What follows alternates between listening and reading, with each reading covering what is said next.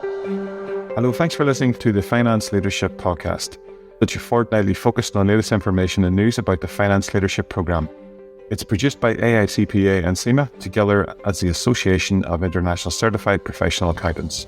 You can find out more at AICPA.org and cimaglobal.com.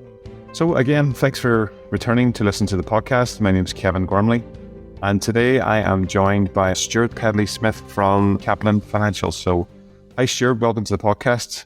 Maybe if you tell us a little bit about yourself and what you do. Glad to be here, Kevin. My name is Stuart Pedley-Smith. I am Kaplan's Head of Learning. Perhaps more importantly for today is the fact that I've taught the strategic case since it actually was created, which is longer than I would care to remember. And I've been teaching, I now say, for over 25 years, and I'll leave it at that. Great to have someone with such a detailed background and understanding of the strategic case study. So one of the key objectives of us today is to delve into that mind of Stuart's and try and get some key points where we could, as listeners, learn about how we can be more proficient and more successful at the strategic case study. And obviously, this is all really centered around our Skills Premium product, which we run in conjunction with Kaplan. So Kaplan, as you know, are our premium partners for the Finance Leadership Premium subscription.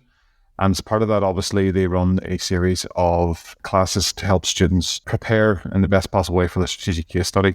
Again, obviously, Stuart's lifetime of experience will be able to give us some detailed overview and insight to what he has seen students do, pitfalls, what to avoid, key success factors, etc., etc. So, Stuart, just to get started here, could you give us an overview what key areas students should expect to cover when preparing for a strategic case study? Yeah, the big thing about a strategic case study is to acknowledge it is the final level paper.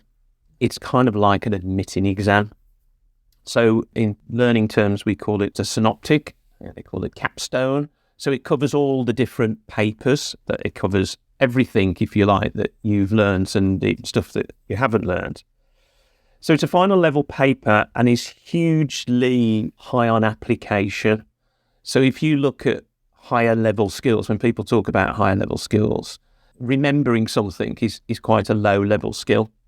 That applying something is a high level skill, because in order to apply what you know, you need to know it. So it's a prerequisite that you've understood all the things that have gone before. So if there is an overview, there's no key areas of a case study. It's not like a technical subject. So I also teach the financial strategy paper, and I could tell you, that the valuations part is 40% of the syllabus, and therefore you should focus on those areas. But case study doesn't work like that. It's more about the skill set. And if I was to pick two skill sets, it would be the ability to apply, the application of knowledge, which you've already got largely. If you've got to this level, look, well done, congratulations. You are one paper away from qualification. So you are nearly there. The other one is good communication skills. And once again, these are very general things. And you go, well, that's not that it helps, Stuart, because everybody says you need good communication skills. So maybe we need to just drill into that a little bit in terms of it's about application. So how do you get to be able to do that? And then secondly, how do you get to become a good communicator? Within the boundaries, you will spend the rest of your career trying to become a good communicator. So this is not a tick box exercise. It appears at the entry level of every qualification. It will appear at the end of every qualification, and it will appear probably on every single review you do with your boss from now until you are actually doing the same with people that report to you. Communication skills are not something that you master, you just continually work towards. When you say communication skills, because that's something I've always been very passionate about, actually, in my working career, in terms of no point being the smartest guy in the room when you can't actually articulate a message that people will believe, understand, and actually be convinced by. So when you say communication skills, are you talking about the phraseology of what you put down in your arguments or justification, or what elements of that communication are you specifically referring to? The good news is in most things there's a process behind it, because it's no good just saying you just need to get better at communication. And the process behind good communication is thinking, which once again is equally as well. I'm a good thinker, so that I don't need to worry about that. But you've got to think in a certain way. And one of the reasons a professional exam is challenging is because you haven't got forever. So you need to get your head around a number of different things pretty quickly. Let me give an example. So thinking is what we're trying to do. Look, there's loads of these, isn't there? There's critical thinking, there's analytical thinking, there's creative thinking. So all these, to a certain extent, play their part. But how do you get yourself into a position where you can first think? And then once you can think, you can write. Now, it's not quite as straightforward as that, because sometimes what you write then affects what you think. But the first thing I would say is structure.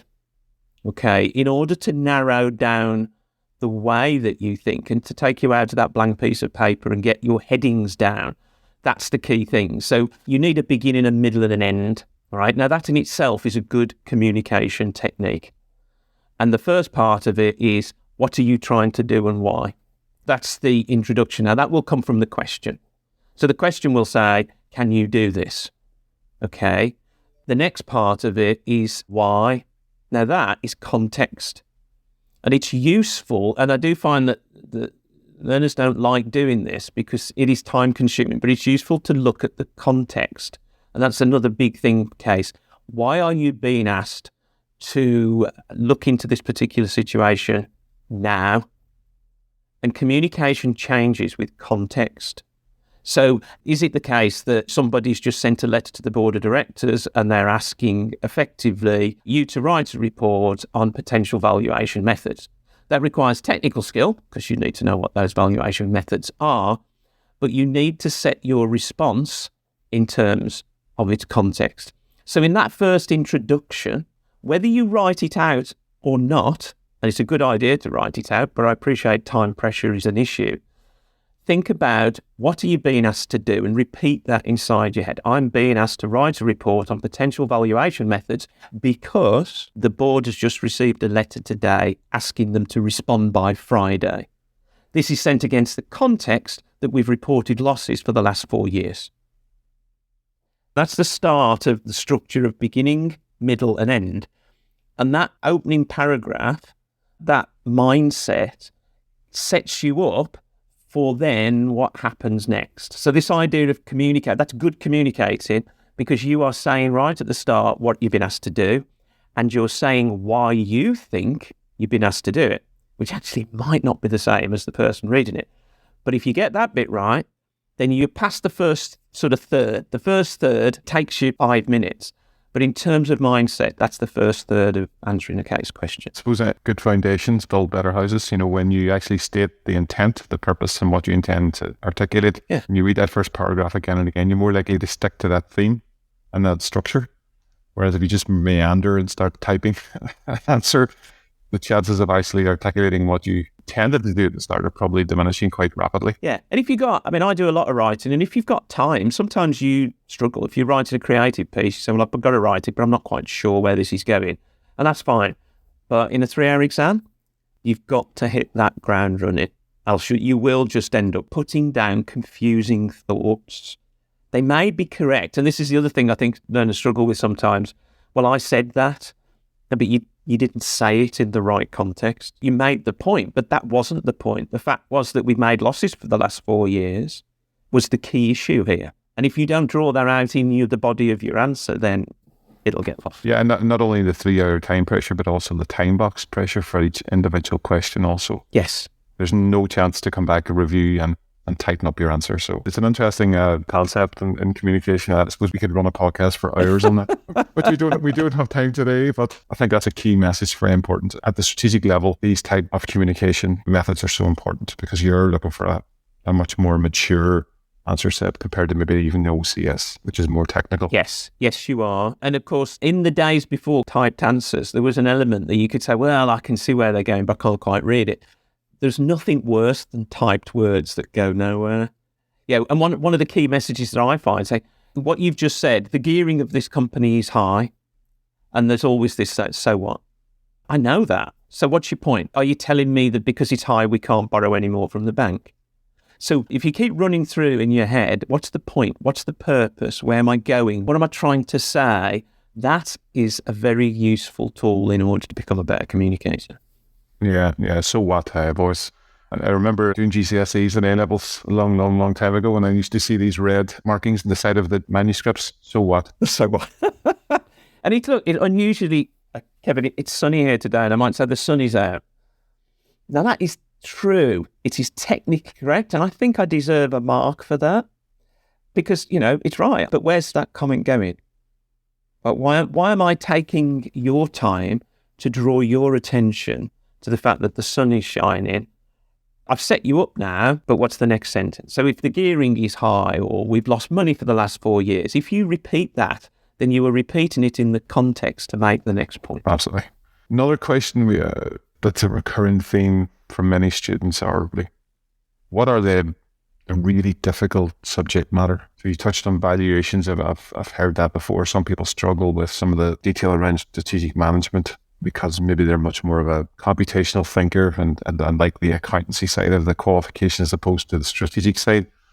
But if you were drawing on your experience, Stuart, if you were to pick a number of subject matter that seems to give students real trouble, what would they be? One case study will expose your lack of understanding, because I would say that you could probably you can answer some objective test style questions and not really understand. And I say that advisedly in the sense that understanding, a bit like communication, is a process. It isn't, I understand that. There's many things that I've thought I've understand only a few years later to come back and say, well, I thought I understood that, but it really didn't. Okay, so don't beat yourself up about understanding. There are relative levels of understanding, and that's all you ever do.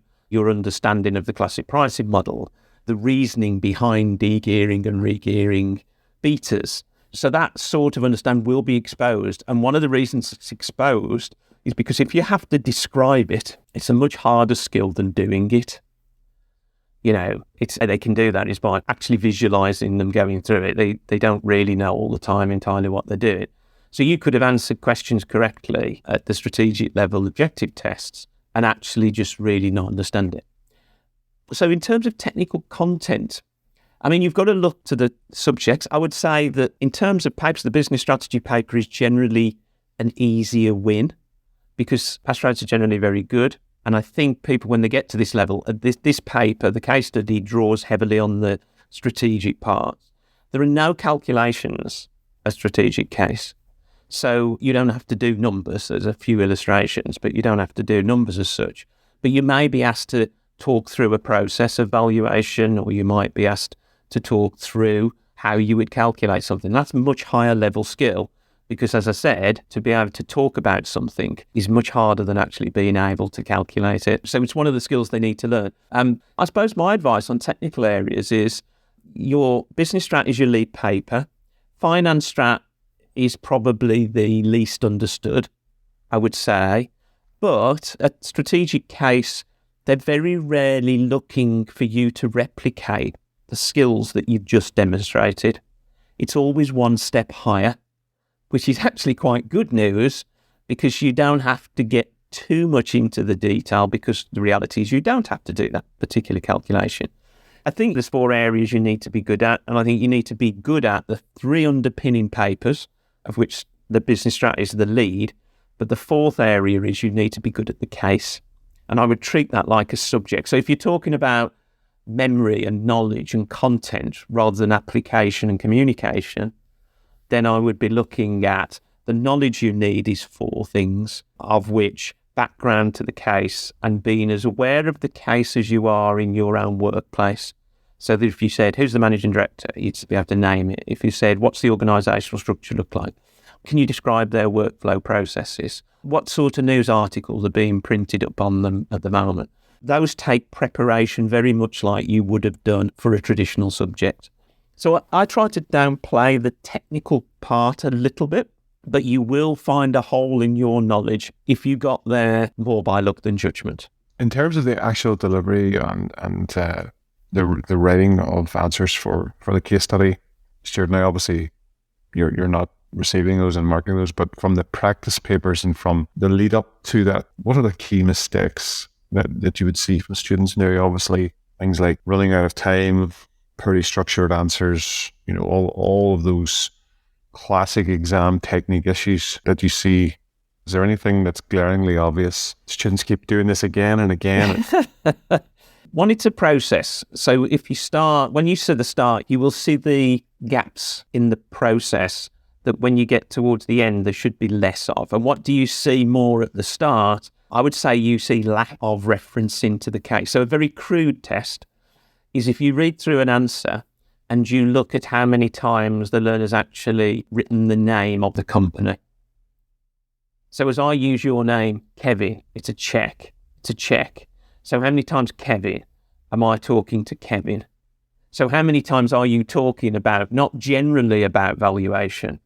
So it forces, if you look at your answers and find that you haven't name-checked the company, then chances are you're talking very generally and not in enough detail. And that is one of the areas I would say now that learners struggle from. They tend to hover at a high level. Now, the reason they do that is because they haven't got the knowledge. So remember I said last time about knowledge isn't very important or technical content isn't that important, but it is important enough.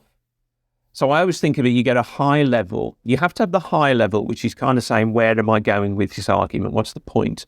What am I trying to prove? But then during that conversation with the script, with the marker, what you've got to do is you have to dive deep down into the case and pick up a piece of content, as is evidenced by the falling gearing over the last 4 years, as is evidenced by the email that we saw from the CEO saying there was an argument at board level. So this isn't a creative writing piece. It's a rational analysis moving towards a key, well thought through response. I said there's a start, there's a middle, and there's an end. And the beginning and the end take considerably less time than the middle. So if we were talking sort of time as a percent, you'd be talking 5% at the beginning, 10% at the end, and the rest goes in the middle. So it's that sort of thing, because the end is the culmination of your thoughts.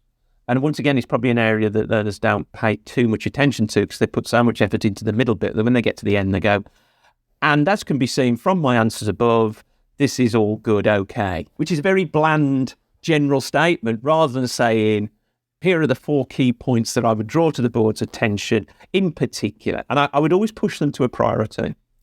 So if you said, what are the key points the board should pay attention to, you say, here are the 4 key points. But the one in this context that is the most important is this one, because we've got to respond to this by Friday. So you give the justification to the context.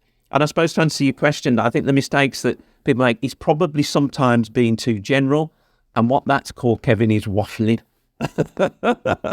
You're just waffling, which is possibly what I'm doing now. Yeah, I think one of the key things is you don't want the examiner to realise that it's 43 and a half minutes of a 45-minute question and you've just rushed to last paragraph. Exactly. And of course, how do you get good at it? The answer is practice. It's not always what people want to hear, but it's practice. Because nobody's good at it. I mean, I've written a book on writing and planning, and you get better at stuff by doing stuff generally. You need practice on lots of things. So you need to practice short answers. You need to practice what are the 4 key issues in the case. You need all that, like a golfer would practice the short game, the long game. They do that and then they play the game. So it's important to realise that practice isn't just about practicing cases. You've got to practice the component skills, but at some point you've got to put it all together. And what are you trying to avoid? You're trying to avoid that point that you write for 2.5 hours and then you get to the point. One of the great things I would say is that it's broken into 1-hour sections. And I thought that was a terrible idea, if I'm honest, when I heard it. I thought, well, what if I'm halfway through the question and I want to go back? But in terms of exam skill, it's brilliant because you get 3 1-hour chunks. You put the last one behind you and you kind of move forward. If you'd have asked me when the case first came out, I thought it was unfair because it meant that, they might have just had a thought in the 5 minutes after the first hour that would have made all the difference. But guess what? The reality is they'd have gone back, they'd have spent 15 minutes more time on that and lost 15 minutes from the next hour. Yeah, it's like the old analogy, you meet someone in the street, you don't remember their name, 15 minutes later you remember their name. And Yeah. you want to jump back and say, hello, John, or Jane, or whatever, but you see students, have you ever sat years ago in exam halls where you could feel the shuffle of papers back and forward, where a student had remembered something and then had an addendum that was shoehorned into 3 lines. It probably took half a page. You could just see it happening. It's just the nature of the human brain. So, yeah, I think when she answers something, you put it to bed, you move on. You can't go back. Yeah, it does. I think it focuses the mind a bit more on the question and answer at hand. Yes. Okay, I have one final question for you, Stuart. If you had 3 things to remember, 3 key messages for anyone about to set the strategic case study in May, what would that be? Well, I would say it's probably not for May, but it's for everything. For every case study, whenever you're doing a case study, this is not crammable. I know I've spent a lot of time looking at this, and I always, if you speak to a good teacher, they'll always say cramming is a bad thing. And I could never quite understand that, because I know lots of people have crammed, including myself, and done well, or passed the exam, should I say. So cramming in itself is not bad. There's all sorts of reasons why it isn't good, and it's to do with long-term memory. But if you want to pass an exam, cramming can be an effective technique. But for case study, it is not. And the reason is because you haven't got a lot of content to cram. You've got your broad principles from the 3 subjects. You've got the case study, so you need to cram that. You need to memorise that night before the exam, or 2 days before. You're memorising the names, the key points, so that you don't have to refer to the case. Okay? If I could put a plea into CIMA, I wish they would allow students to take the case study in with them. I'm not sure it serves any purpose having it there, because it's very difficult to look at online. It's tricky, but you could scribble all over it. That would help a little bit. So I would say it's not crammable, because the things you're trying to cram is communication. You're trying to cram application skills. You're trying to cram analysis skills. They're skills. It's not content. So my first thing, Kevin, would be really that it's not about cramming. My second would be about the structure that we've talked about. The beginning, the middle, and the end. Set out clearly what you're doing at the start. The bulk of your time is spent in the middle, and you've got to get your headings right. What are the key headings? Take them from the question. And the end we haven't spoke about. The end has got to have either a conclusion or a recommendation, and it needs to have something that's justified. It doesn't have to be a long piece. You won't have a lot of time. But this is the bit that's in practice. This is a good simulation of practice. I'm a big fan of the case study. It's a good simulation of what happens in the real world. In many instances, the only thing they will read will be the bit at the end. So it needs to be kind of quite good. So my second bit would be about that structure. My third would be about perspective and this idea of context. Being able to shift yourself into the position of the person asking the question is a higher level skill. Okay, why are you asking me this now? What is this? Who are you and why are you asking it? So being aware of the concerns that the person is having who's asking the question is to acknowledge that you understand it from their point of view. Equally, when you're talking about stakeholders, understanding there's something that comes out from the company that says, we've just lost this contract. The thing that's going to be going through their heads is, oh, that's really bad for the company. The thing that's going to be going through their heads is, what does that mean for me? And that will give you lots and lots of little points that will demonstrate to the marker that you understand effectively what case study is all about. And those would be my 3 things. The only big final point, Kevin, I would say is, look, this is final level exam. You are nearly there. This is it. Light is at the end of the tunnel. There is no reason you will ever fail this. Or to be precise, if you do, you just pick yourself back up and you do it again, because you are too far down the road now, and you will pass it. It's a very passable paper. No, I'd agree. It's definitely, when you look at the data sets for students and their experiences on the strategic level, they tend to have a much better experience with this exam. We'll leave it there, Stuart. I could talk to you all day, I have to say. I genuinely mean that. It's just I'm interested in this type of stuff myself personally. But thank you very much. Thanks for asking me. Absolutely. I think it'll be a good insight for many students listening to this today. For more information on the Finance Leadership Programme, go to enroll.cgma.org. Thanks again to Stuart Pedley-Smith for his contribution today. And thanks for listening. If you have a friend or colleague who could use this information or find it useful, feel free to share. You'll see the sharing buttons on the podcast app. That's it for now. We'll have another episode again in 2 weeks. Have a good day.